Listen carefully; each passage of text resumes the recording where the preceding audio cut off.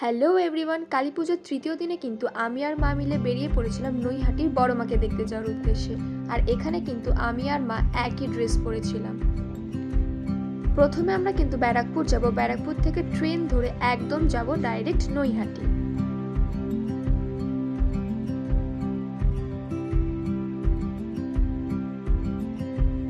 নৈহাটিতে নেমে এবছর কিন্তু বেশ অনেকটাই ঘুরিয়েছিল। প্রতি বছর স্টেশন থেকে নামার পরের গলিটা দিয়ে কিন্তু হেঁটে যাই, তবে এবছর অনেকটা ঘুরিয়ে তারপরেই কিন্তু বড়মার দর্শন আমরা পেয়েছিলাম। আর রাস্তা দিয়ে যেতে যেতে এই কিন্তু বেশ ছোটোখাটো কয়েকটা প্যান্ডেলও আমরা দেখেছিলাম। তবে প্যান্ডেলগুলো ছোটোখাটোর মধ্যে হলেও বেশ সুন্দর এবং তার প্রতিমা কিন্তু ছিল অপূর্ব সুন্দর।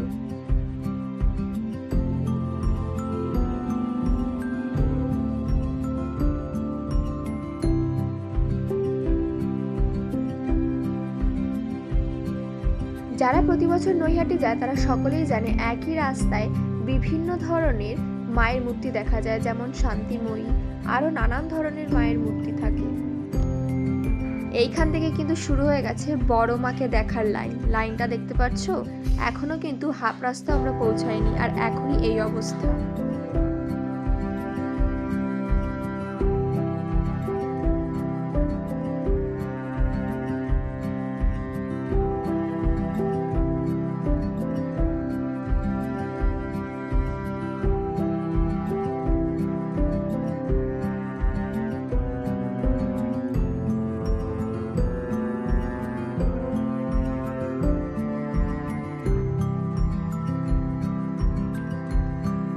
অবশেষে কিন্তু বড় মার কাছাকাছি চলে এসেছি।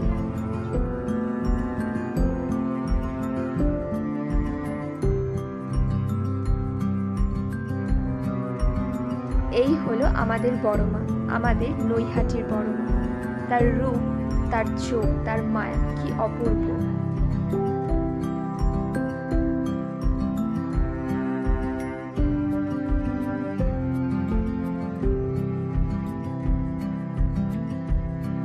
ঠাকুর দেখা শেষে আমি আর মা কিন্তু চলে এসেছিলাম ব্যারাকপুর। সেখান থেকে আমাদের নেতাজি সঙ্গে ক্লাবে এসে শুনি আজ আসবে পূজা ব্যানার্জি, তাই একটু দাঁড়িয়ে তাকে দেখেই একেবারে এলাম বাড়ি। বলো তো কে কে চিনতে পেরেছো পূজা ব্যানার্জিকে? কেমন আছেন আপনারা? নেতাজি সঙ্গের এই কালী পুজোতে এসে আমার খুব ভালো লাগছে, প্রথমবার এলাম। অনেকক্ষণ দাঁড়িয়ে অবশেষে এবারে কিন্তু চলে এসেছি বাড়ি। তো আজকের ব্লগটা এইটুখানি। ভালো লাগলে like, comment, share and subscribe করতে একদম ভুলবে না। আসছে নেক্সট কোনো ভিডিও। বাই।